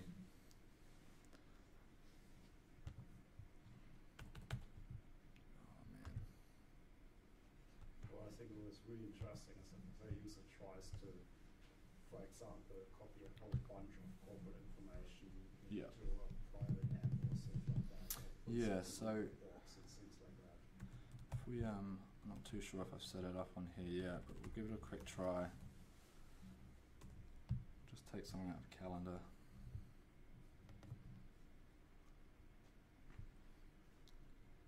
I'll just try and take the title, see if it'll work with that one. I haven't actually found where this logs it yet, but if you, assuming this is somebody's personal PC at home and they're trying to copy and paste some data that's in a managed app, for in this case the calendar app on Windows 10 I've set as being one of them, they'll get prompted with this, and I'm pretty sure they can proceed to add it in, and that should be getting logged somewhere. Where exactly, I'm not too sure, I'm not quite dived into that, but if it's the user allow him still to do it and log it for opportunities. Yeah, that's right. And then for the kind of more simpler apps, when you hit paste, the app closes. Yeah, paste action blocked by IT. And that's the same for mobile devices as well. One of the other, no, not that I know of. Potentially, it's probably something we can find out. Yeah, in preview. One of the other last features, I guess, on the mobile device side of things is forcing Exchange and SharePoint to use compliant apps. So you can stop people setting up their Exchange Online account using like the native mail app on those devices. So if you take an iPad, for example, it'll actually go all the way through the setup, and then the first email that comes into that account on the mail app is, your organisation doesn't allow you to use use this application. Please go and download Outlook. User goes and downloads Outlook, sets it all up. It's a bit off topic, but do you have some information, because on the iOS Outlook app that wasn't really written by Microsoft, it was a third party, right? And lots of companies keep telling me we can't use it because there is still third party servers involved which are not Microsoft. Is that still valid, or is how far are we with the Outlook iOS app? I have no idea, to be honest. Maybe one of these guys. Yeah. It's true that the product used to run on AWS. Yeah. We're fully moving into Office 365 and the Azure Cloud service now. And it's protected by the same trust and security compliance rules that we have for those services as well. Okay, so we can give green light to the customers saying. In fact, we've had some government organisations in New Zealand who want to deploy it out, and they got the green tick on it, security approvals and that stuff. Cool. Yeah. That's great news. Thanks. Yeah. There's actually, if you want to look into it further, on that stuff, the service description for all those products on the service descriptions on Technique. Oh, yeah. Yeah. Thanks, man. Cool. So that's pretty much me, guys. Yeah, I hope it's been a insightful little session into CA and MAM for controlling personal devices, and take something away from it. Thanks.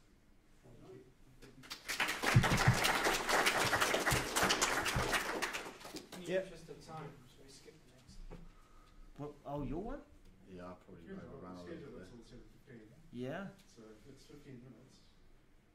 Or we can save it till after the Ignite recap or whatever. Well, you know, Yeah, I mean, does everyone want to stick around, or? I'm happy to stick around. That's just me personally. As long as you're here, that's all right. Cool. Cheers, Dan. Alan's going to do it Okay, micro we'll do it machine really style. quick. Micro machine, right. Oh yeah. That's funny.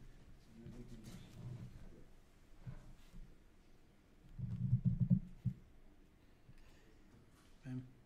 And we're good. So, wow, that's a completely different green to the green.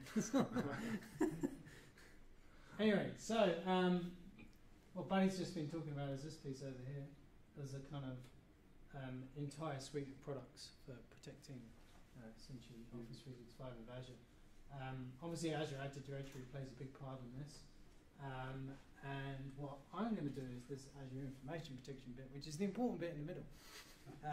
The reason is kind of if you're protecting the data at the very lowest level of the actual content, then it kind of doesn't really matter where it goes. You kind of know you've got a handle on it. So maybe your conditional access isn't quite set up right, and this piece of content gets out there. The user still can't do anything with it because you've protected the actual content itself. Right? So it's probably a good place to start with the content, and then sort of apply the other settings on top. Right? We're not going to touch on advanced threat analysis. Maybe we'll get to that at some other point in time. But that's a whole subject on its own. So more like information rights management? So it's partly information rights management. I'll sort of talk about that as well. It's a combination thing. So, so essentially what, we're going to start from a user's perspective, because this is what you see in the label. What's the zoom? I can't remember the zoom thing. Do you just want to go full screen on this slide? Oh, no, I'm talking about Oh. yeah, the one. So you'll see, if you can see, right, the sensitivity, and it says currently it's confidential with employees. And I've got some choices of personal, public, general, and then under confidential I've actually got a couple of options there that I can actually pick, which is confidential to all employees or kind of anyone, and I'm not going to apply any particular protection. It's like a user decision, right? So this is the end user experience, and the reason it's picked all employees confidential and actually stuck that in as classified as confidential in here, is what the Azure Information Protection is actually doing. Right, so as soon as I change that to general, it'll update the footer in the document to say whatever I said I wanted to put in the footer. Now, apart from a default, you can actually get it to detect things in the document. So you can get it to use the sensitive information types in Office 365. So you can say, like, doesn't contain credit card information, health details, insurance numbers, whatever it might be. And if I've written that somewhere in the document, and this applies to email as well, it'll actually then say, well, actually, I think you should mark this as highly confidential if we had that as a category. So it will actually suggest to the user, I think you should mark it as this, right, because it contains this type of information. So it's not just a user's conscious decision, it can actually have some smarts behind what it actually does. Now, if I decide to change it because I think, well, actually, I want to send this to my mate outside the organization, so I'm going to just mark this as public because I know if I set it to public, I can send it outside the organization and it won't get blocked. It'll actually ask me to give a reason, and that reason gets sent to whoever manages the security and compliance in the organization. It says, this person seems to be sending a lot of documents down to public. I think you should go talk to them, and then they'll get hung and drawn and quartered. Can that level of security, though, can that be edited or expanded upon depending on your company policy? So in what way? It could be, for example, customers are allowed to see information because it's the customer information. Hi.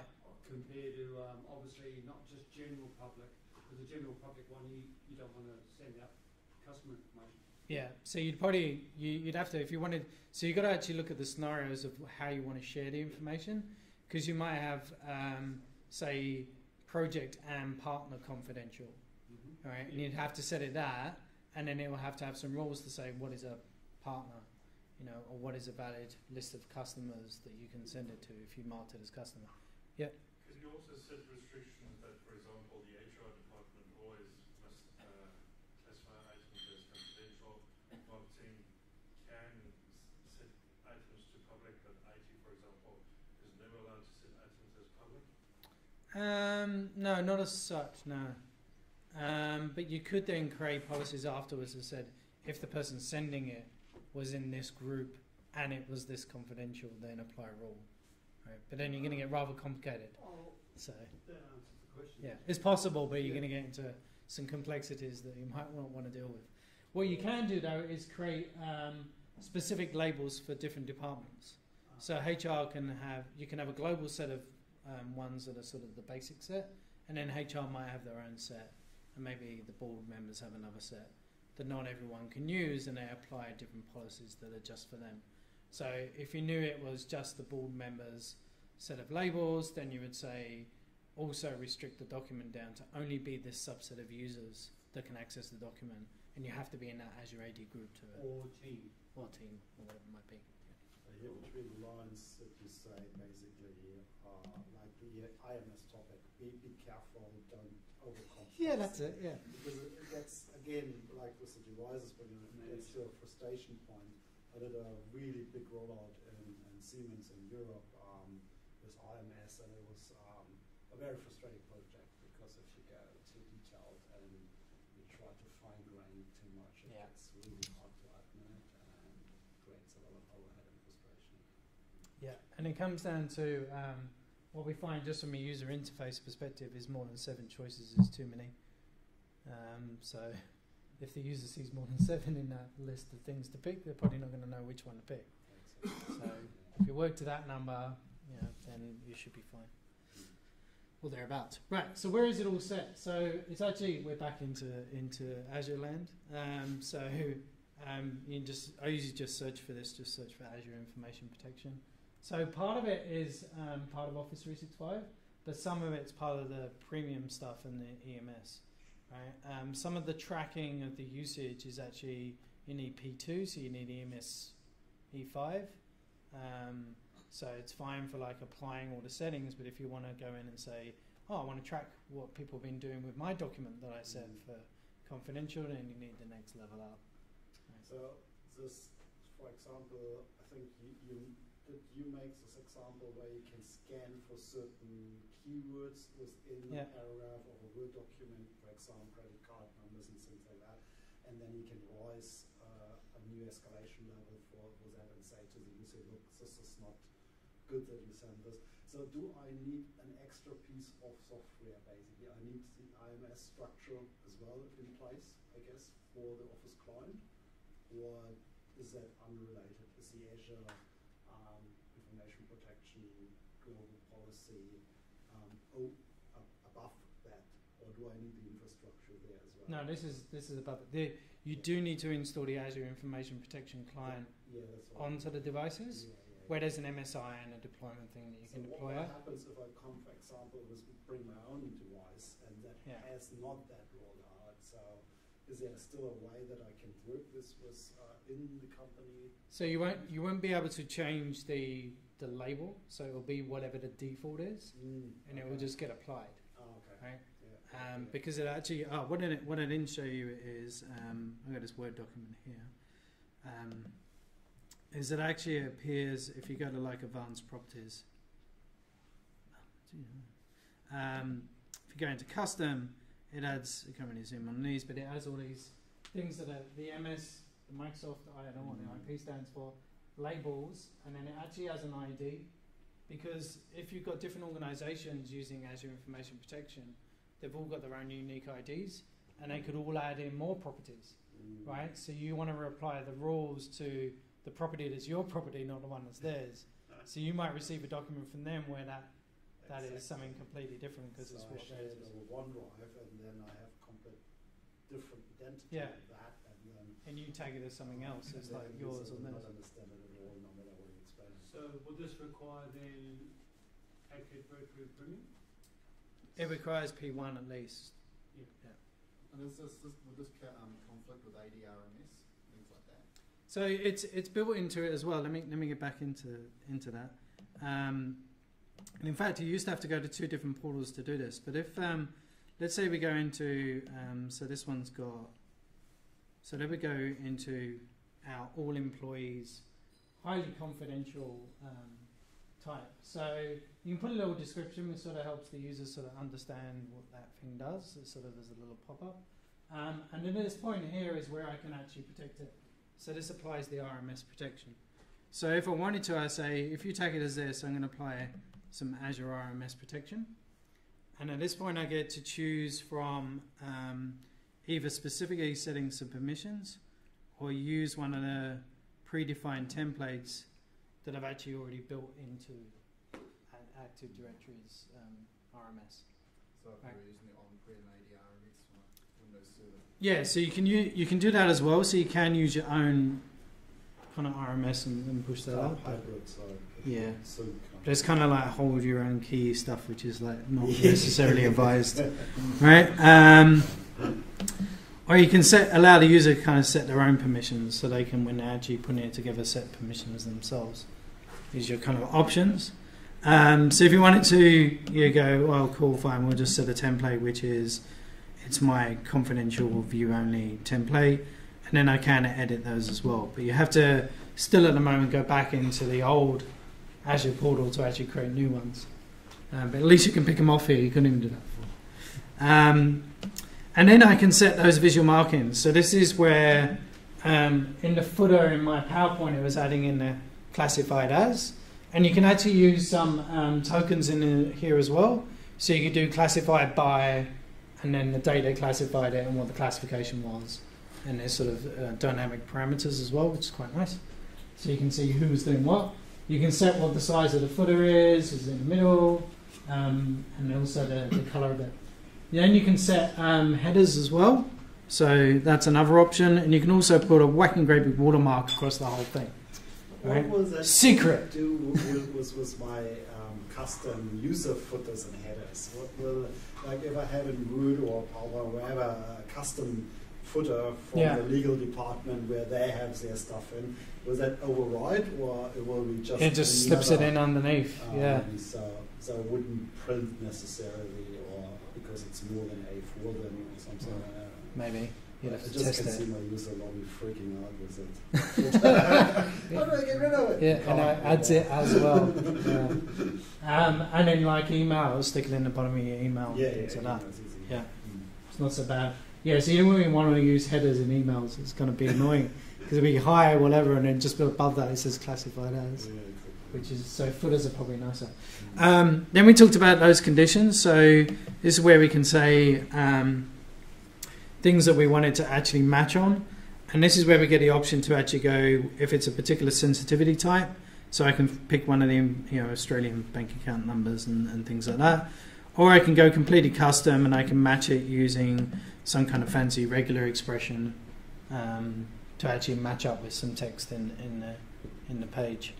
I had one that just like, they always wrote in capital letters, do not send this outside the organization, and that was the thing to look for. And then it was marked as internal only, confidential. But that's what that's a DLP rule they already had on email. So it was like, can you do the same thing? Well, yeah, as long as no one else writes the same thing. But at least you can allow the user to decide to change, and you go, well, no, it's just not that. And you can detect how many times it comes up with a false positive. And then you can go a number of occurrences. So maybe that has to be written twice in the document, not just once, for it to actually pick it up. So these search patterns, are they just regular expressions from what we know from software development, or? Yeah. When I was testing before, I just used an online website and just try and match up with that text and then use that. Right, and then you set obviously set some decent notes for the administrator, and don't discard your changes. And then for the entire thing, one thing that's very important, I'll get back to this in a minute, is this title here, which is sensitivity, because that's what appears in all of the Word, and it also is what we can attach to SharePoint as well, and also what we can detect like in labels and stuff. So when we're going, look for this being set to this value, that title is kind of what we're looking for, so where sensitivity is equal to. Right? Now, at the moment, you can only apply it to all documents and emails. So you can't have a separate set of rules for emails from documents. It's all just one set of labeling. Right? That's the default. You can also say whether users need to provide justification. And then for emails, if somebody doesn't write anything confidential in the email but then attaches a secret document, do you want it to then label the email as being secret because they attach something? Which you probably would. Like, you'd want to use the highest classification of whatever they were putting together. And then you can also write your own little web page and give users a little guidance on what does all this mean and why do we have it there, so they can click on the button to do that. Right. So that kind of pulls it all together. That's grand. But then you need to apply some rules. So I applied some rules to my SharePoint documents. So now you can actually, you used to only be able to do this in Exchange policies because that was the only place it was DLP. But now you've got DLP for the whole of Office 365. So you can design your rules that actually sit across Exchange, OneDrive, and SharePoint, right? So one thing that we're looking to do is go create a policy in OneDrive that says if it's secret, block it, right? Because we don't want any secret files stored in people's OneDrives because they shouldn't be there. They should be somewhere else, right? So, so this particular instance, I've classified this document here as secret. Secret. So basically what it's doing is blocking that because it shouldn't be allowed to be there. Which means what it does is only me as the person who published it in there, and I think the site collection administrator can actually view it.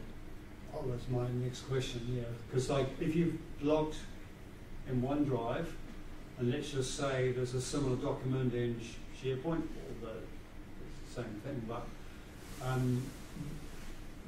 at what point do you, like our friend previously, is everything so secured you can't even gain access to it regardless? No, it's always the owner still has access to it.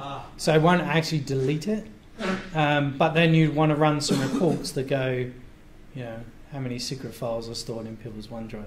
Because you can use the policy reporting to see where stuff's being held. And then go and talk to that user and tell them stop being stupid and follow the company policy. Right? Now, to actually get this to turn up, you have to actually add a column to the document libraries. Unfortunately, this isn't very well tied together. And you have to call it the same name as the one that's the title, right?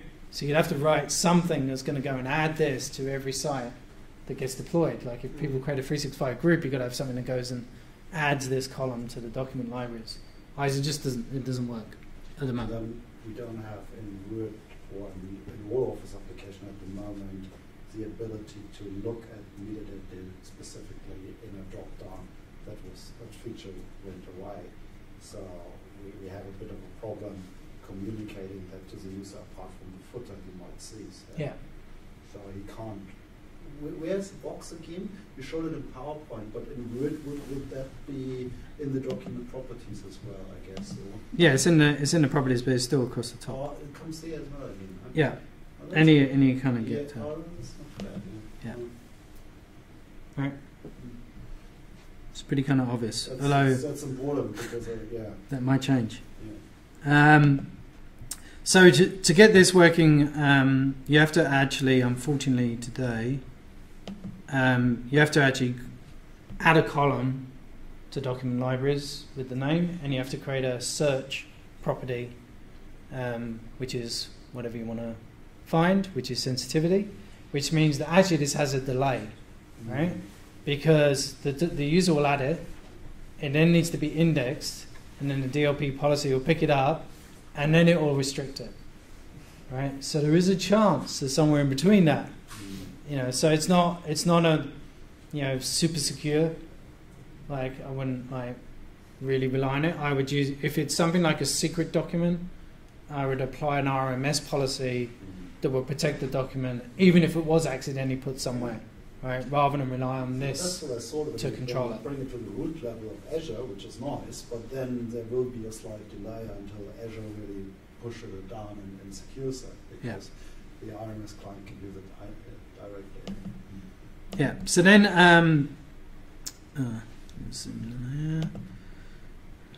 that's what he zoomed in. We'll zoom in some more. Windows Plus.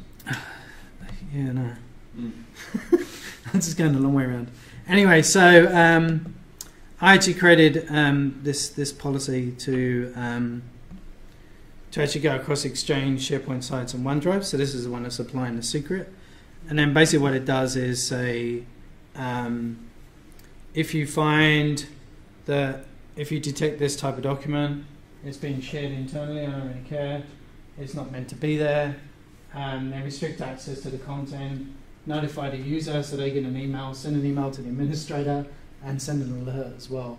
But you can sort of pick which options you actually want, you don't need to do the whole lot. Initially you might just say, notify the user with a tooltip and kind of tell them probably shouldn't do this, and then later on apply more restrictions and start to lock it down once users get the concept of maybe I shouldn't be doing this. Now actually this interface at the moment doesn't allow you to kind of add properties. You can only pick from the sensitive information types. So when you create a policy, you'd say if it matches this sensitive information type, then these rules apply, which is what this bit here is, under the condition. So you have to just use some PowerShell at the moment to actually create a condition. So it's not actually that difficult. You just go kind of create me a new DLP compliancy policy, give it a name, say if it's shared in the organization or outside the organization, I want to kind of block access, and only when sensitivity is equal to secret. So that's what it's matching on. And that comes out of the indexer that's indexing that field, which has sensitivity in it. I guess we have some templates available where we can start off, or is that something we need to set up technical? Yeah, I got this as actually from, because there's also a similar tool on-prem for like file servers to do classification of content. And actually the person wrote this article originally around, well, okay, if you're tagging it on the file system, actually then bring that into SharePoint and detect it to create a rule. But the same thing applies even if it's Azure Information Protection, because you're looking for a property on the document. That's the only way to do it. Where did you get the script from the blog? Or? I just looked up what new compliancy policy looked like and then messed around with it until it worked. Debugged by, yeah. Post it in the gallery, please. Try get. Yeah, there'll probably be something around. I can always give you the line. It's not that complicated. But that then creates the rule, and that runs fine. And then you get, because I only did it today, it's not actually got anything in the graph, but it will show you in the graph. And then you can see, but it only seems to run overnight, so you'll only see it the following day that somebody yesterday did something. And then you can actually see who. So you can actually go in and get a list of people that were trying to share secret documents in the wrong place, and then do something about it. Right. And then you can actually also use too far. You can actually use DLP policies as well if you're an Exchange person, and you can actually just create a traditional rule that says if the that doesn't really fit in that window, does it? If the document you're actually sending sensitivity contains whatever, because you can look for properties inside documents, then stop it being emailed out. So that one, the Exchange ones work quite well. You have to use the ones inside Office 365 to protect in your SharePoint. But again, it's kind of an asynchronous process rather than a synchronous one. Right? And then just kind of, just the last bit was kind of show you some of those emails. If I try and share externally, then it tells me that a match on one of our organization policies says you're not meant to do this, and which rule it matched, and why I'm not meant to do it. And even gives me a little preview of the document I wasn't meant to send.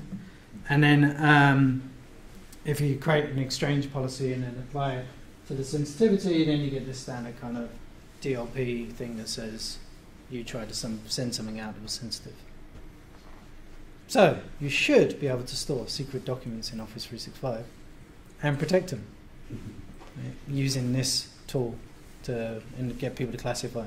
Probably the trickiest part is introducing classification in the first place to people and starting to roll that out. So you're kind of going to start really simple, and then it's just educating users on what's appropriate and where it should be put.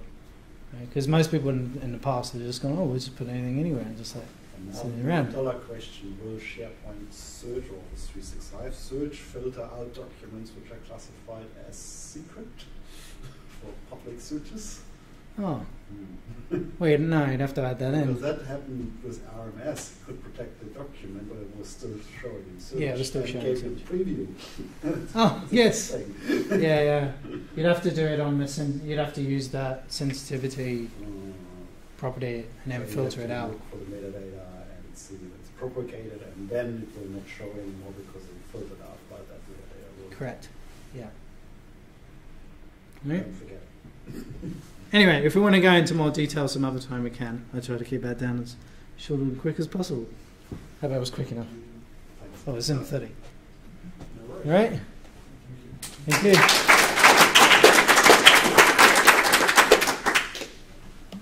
Yeah, wrapping up. Thanks everyone for coming along. And, you know, the floor is yours at some point if you want to jump up and share some stories. Yeah, we're always open. That's no. See you next month. Cool. It is. It's just Windows Plus.